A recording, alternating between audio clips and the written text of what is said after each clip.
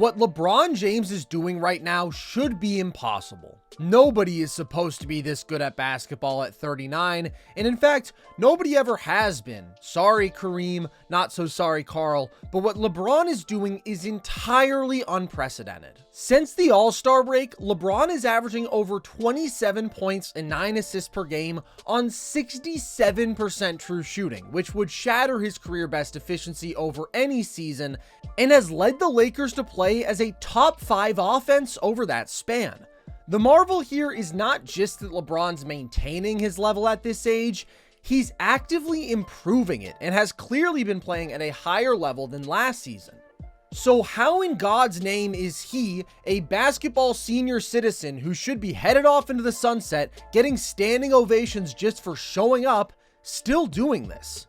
The first major improvement in LeBron's game from last season has been his perimeter shot. As Skip Bayless made sure we all knew, LeBron had a rough go from deep last season, knocking down just 32% of his triples in the regular season and an abysmal 26% in the playoffs. He's done a full 180 this year, posting inarguably his best three-point shooting season ever, knocking down over 41% of his triples. Off the catch, LeBron has been as efficient as the league's best marksman, hitting a ridiculous 47% of his threes. Simply put, he's making all the shots he was missing last year. Even with that nagging foot injury, if LeBron had made 41% of his threes in last year's playoffs like he is right now, this is how productive and efficient he would have been. Things don't work that way, of course, but you see the point. This improvement as a three-point shooter alone makes a big impact on his effectiveness.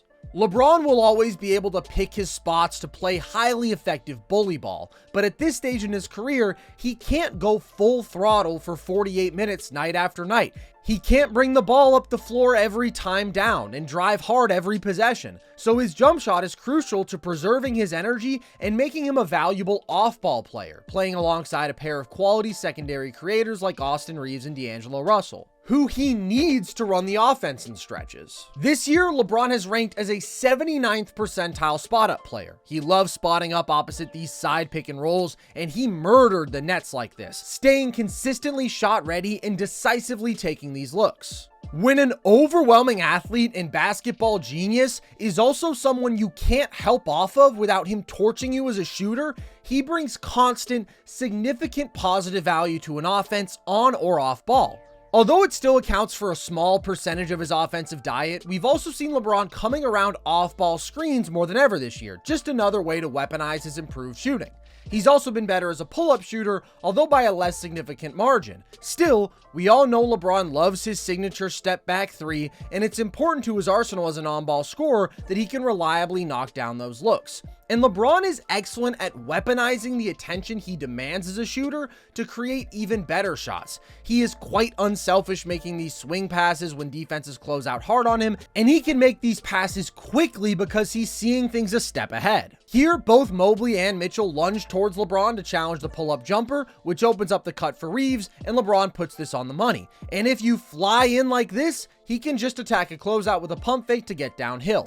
So he's excelling as a shooter and making the most of that improvement, but LeBron's true bread and butter at this stage, where he's most devastatingly effective, is mismatch attacking. This is how he was still so effective even without a reliable jump shot in last year's playoffs. He will hunt a physical advantage and then bully some poor soul when he has it.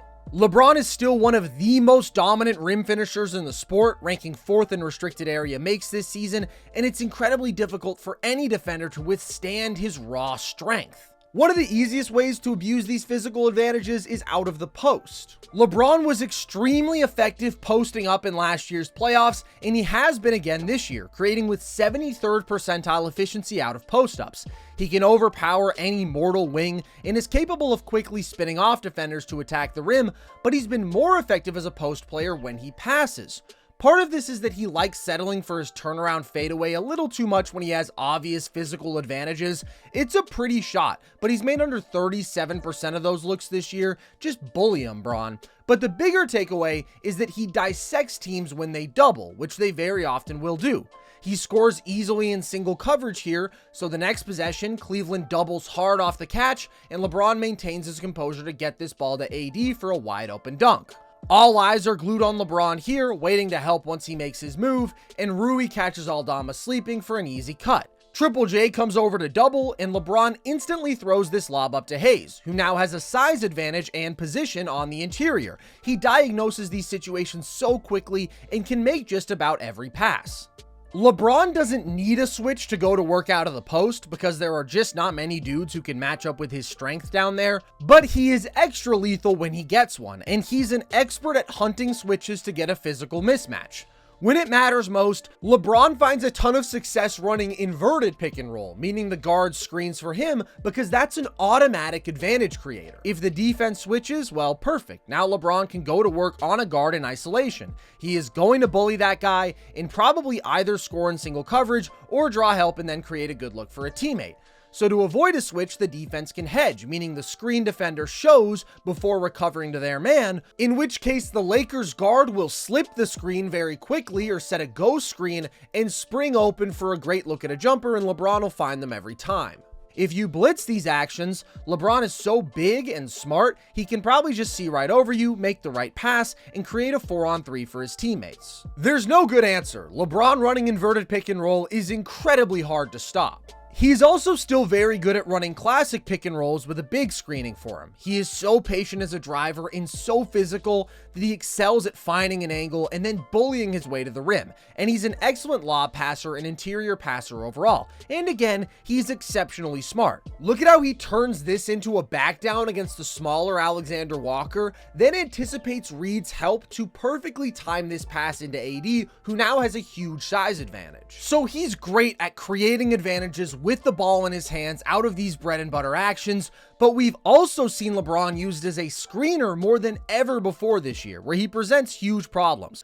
First off, if defenses switch here, they have the exact same predicament as they do out of inverted pick and roll. A guard cannot handle LeBron in single coverage, but LeBron is also, it turns out, built like a super athletic big man. And given that he doesn't have his peak first step anymore, using him as a roller is an easy alternative way to get him coming downhill with a head of steam where he is really hard to stop. The Lakers actually went to that action several times in the clutch versus Denver in what felt like a playoff game, and it was effective. But LeBron can also dissect defenses as a short roller, converge on him, and he's made more kick-out passes to shooters than anybody ever. LeBron has always obviously had the tools to be a super effective roller, but he's never leaned into it like he is now. It's remarkable how this version of LeBron at 39 years old feels as versatile offensively as any we've seen. That is, of course, not to say he's as effective as peak LeBron, but his increased utilization as a screener, his willingness to play off ball, where he's not just having a career shooting season, but also shows off his high IQ as a cutter, his ball movement, his devastating post-up game. He's had to diversify his game because he can't carry the same load out of pick and roll and isolation every possession, although he's still quite good there, but this evolution makes him so malleable that he can kind of cook defenses however he wants. The other key to LeBron's offensive success is that he's still up there for the most effective transition player in the game. He ranks third in scoring there, and LA still plays at the fourth fastest pace in the league. LeBron with a head of steam is basically unstoppable as a scorer, and his finishing in traffic and through contact is absurd. And of course, he's a great kick-out passer when he collapses the defense, but he's also so conscious of pushing the tempo with bold outlet passes whenever he can. His highlight reel of touchdown passes in these spots is extensive. And in any circumstance, he's just incredible at diagnosing advantages for his teammates. Rui flashes to the middle here, so Naz Reid steps up, meaning Ant has to slide down to AD, and LeBron immediately throws a perfect cross-court lob pass to take advantage of that newfound size mismatch. That brain is the biggest reason for LeBron's sustained greatness. Yes, he's still somehow an elite athlete, pretty explosive and stronger than nearly everybody, and he's shooting the hell out of the ball. But he knows how to surgically find an edge for himself or a teammate every damn time, and that's what makes him so terrifying. This LeBron is different. His raw scoring is down, his field goal attempts are way down, as is his time of possession per game, his touches, and his seconds per touch. but his efficiency is way up. By relative true shooting percentage, which measures how he compares to league average in overall scoring efficiency, LeBron is having his second best season in LA and is nearly 5 points better than last year. His efficiency as a creator is also up across every major play type from last season.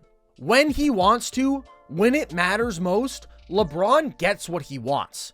We saw it in the biggest playoff moments last year, Game 6 versus the Warriors, Game 4 versus the Nuggets, and now he's shooting way better, is healthier, and has been even more versatile offensively. And when it comes to defense, LeBron is definitely not always engaged, but when he is, he's still an impactful low man with great physical tools and instincts. Of course, this isn't close to peak LeBron, but you'd be hard-pressed to convince me there's 8 players you'd rather have when it matters, and he is 39 years old.